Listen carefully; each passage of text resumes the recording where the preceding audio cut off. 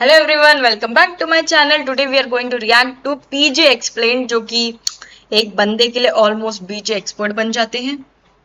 कोई नहीं बोलने वाला ऐसे। कौन बोला? कोई नहीं बोला ऐसा। Okay, welcome back. और आज की वीडियो का नाम है प्रोपोगेंडा और peak truth, peak detailing in Dhurandhar 2 the revenge. Let's get started. Guys, it was just a joke, okay? I hope you guys understand. It was just a joke.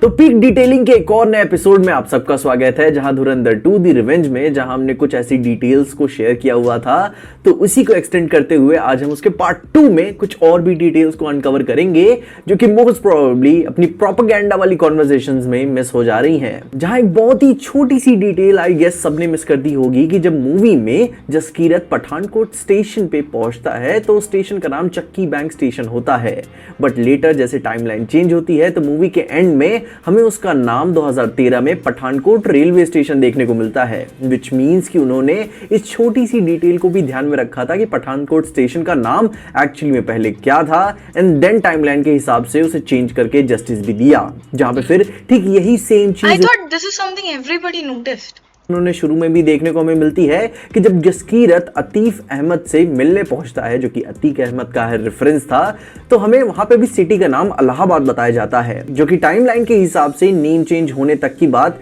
यहां पे भी ध्यान दी गई है। जिसके बाद फिर हमें चैप्टर 5 में डीमोनेटाइजेशन को as an operation green leave देकर बताया गया है, जो कि 8 नवंबर 2016 को एग्जीक्यूट हुआ था, जिसके बाद अजय सैन्याल के थ्रू हमजा को फ्री हैंड दिया गया था दुबई में, जिसमें फिर उस दुबई वाली कॉन्वर्सेशन में एक और छोटी सी डिटेल मेंशन ये थी कि अजय सैन्याल हमजा से बात करते हुए जब अपनी सिगरेट या अपना वो सिगरेट का बिड लेकर चला जाता है, बुझा रहे होते हैं, तो वो सिगरेट बुझाने के बाद वापस अपनी जेब में रख लेते हैं, ताकि वहां पे अगर उन पे कोई स्पाई कर रहा हो तो उन्हें कोई भी ट्रेस ना मिले उनके सिगरेट से, उनके डीएनए से, कि अजय सैन्याल यहाँ पे थे और वो हमजा से मिलके गए हैं। जहां पे फिर उसके बाद हमजा कहानी में जितने भी लोगों को मारता है वो एग्जैक्टली ठीक उसी तरीके से है जैसे उनकी डेथ मीडिया में रिपोर्ट की गई है, जैसे कि जावेद खनाने की मोस्ट फेमस सुसाइड डेथ ठीक डिमोनेटाइजेशन के बाद, जहां रिपोर्टेडली उसी के पास इंडिया के फेक करेंसी की सबसे ज्यादा बड़ी खेप थी। फिर उसके बाद चौधरी असलम की डेथ, जो कि तालिबान बॉम्बिंग्स के थ्रू बताई जाती है, एंड कैसे मूवी में हमजा ने उसका भी इंतजाम करके रखा हुआ था अपने ब्लिंकिट के थ्रू। जहां फिर उसके बाद अतीफ अहमद का assassination Doraemon, absolute Doraemon on live TV, and ये तो बहुत ही फ्रेश मेमोरी मेरे दिमाग में अभी तक बनी हुई है। जिसके साथ ही साथ फिर अबू कासिम का भी न्यूट्रलाइजेशन, वो भी मस्जिद में, जो कि एक्चुअल ओरिजिनली रियल लाइफ में ऐसा ही हुआ था, including the photos and all.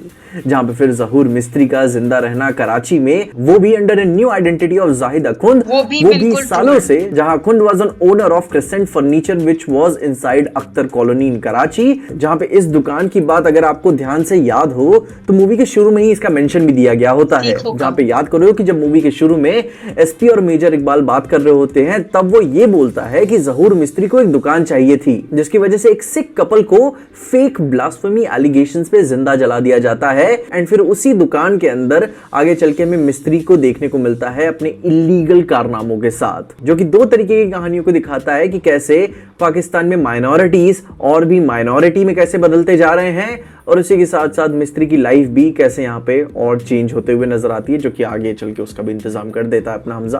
But खैर, once again a peak detailing by Aditya Dhar. पर फिर वहीं आगे ऐसे और भी लोग मारे जाते हैं, जैसे कि अब्दुल रहमान मक्की, रिस्पॉन्सिबल फॉर टेरर फाइनेंसिंग, शायद Khalid Raza, Kupwara blast, Amarjeet Singh, drug dealing and ISI agent in India, Mohammad Riyaz from Jaipur blast, Riyaz Ahmed alias Abu. I know many people were saying कि यार ये तो बहुत जल्दी हो गया, बहुत जल्दी। भाई, मुझे ना इतना प्राउड फीलिंग आ रही थी ना जब ये ऐसे ठक ठक ठक ठक ठक ठक ये मर रहे थे। I was like, you deserve this, you absolutely deserve this.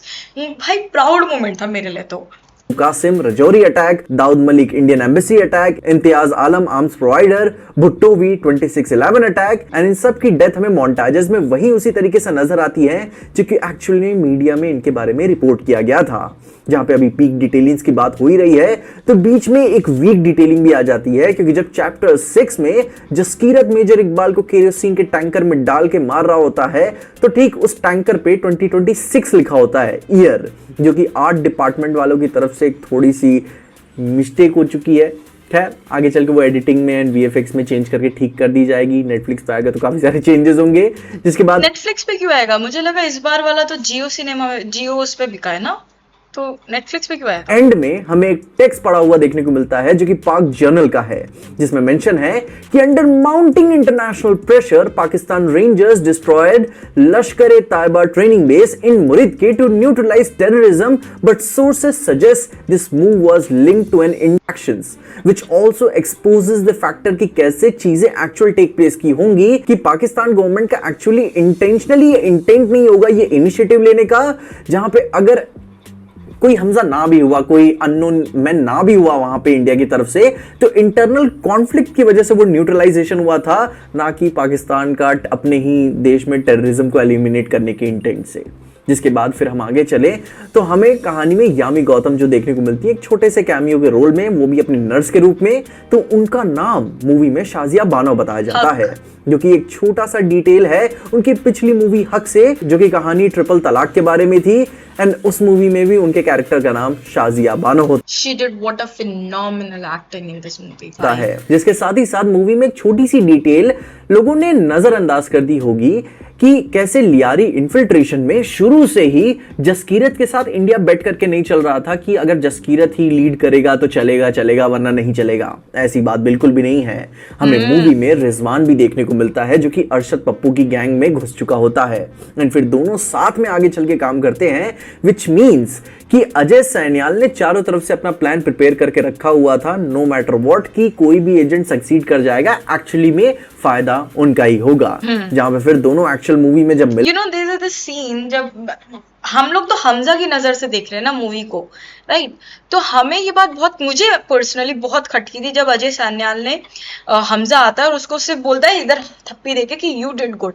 I was like that's it भाई, वो बंदा अपना पूरा परिवार छोड़ के आ गया, यलीना और हमजा को जैन को छोड़ के आ गया, उसके पास कुछ नहीं है वो, और तुमसे उसे ये बोलते हो you did good, that's it. मतलब लाइक भाई उसे तो मैं अगर वो वहीं पे पूरा गीत गाते थे, I am proud of you, you made India proud, you saved India, this and that, मैं बिल्कुल एग्री करती इस बात से।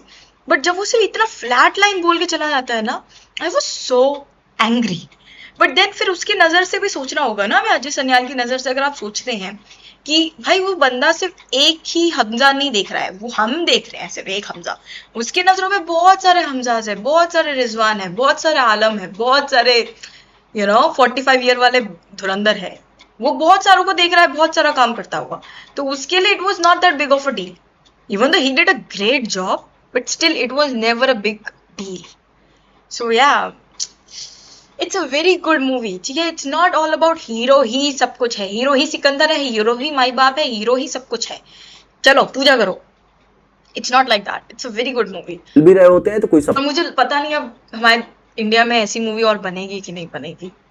प्राइजेस नहीं होते, कोई फेमिलियरिटी नहीं, जस्ट कैजुअल मीट जो कि दिखाता है कि हाँ हम पहली बार मिल रहे हैं, जो कि ये बताता भी है कि दोनों कितने क्लियरली ट्रेंड हैं। एंड जहाँ पे खुदा न खास्ता कि अगर वो भी ना हुआ होता दोनों की तरफ से, तो जमील जमाली तो इंडियाज बेस्ट एजेंट हैं ही अपने द रियल धुरंधर मूवी के, जिसको लेकर अब मूवी के सारे छोटे बड़े नॉट्स क्लियर हो जाते हैं कि जमील किस किस तरीके से हमजा को एलिवेट कर रहा था। एज अ कोऑर्डिनेटर होने के नाते उसको सारी बातें पता थी, एंड इसलिए जब जमाली ने हमजा को पहली बार कार में देखा तो वो एक तिरछी नजर से देख के उसे स्कैन कर रहा होता है कि इसे अपना फैंटा पिलाऊंगा।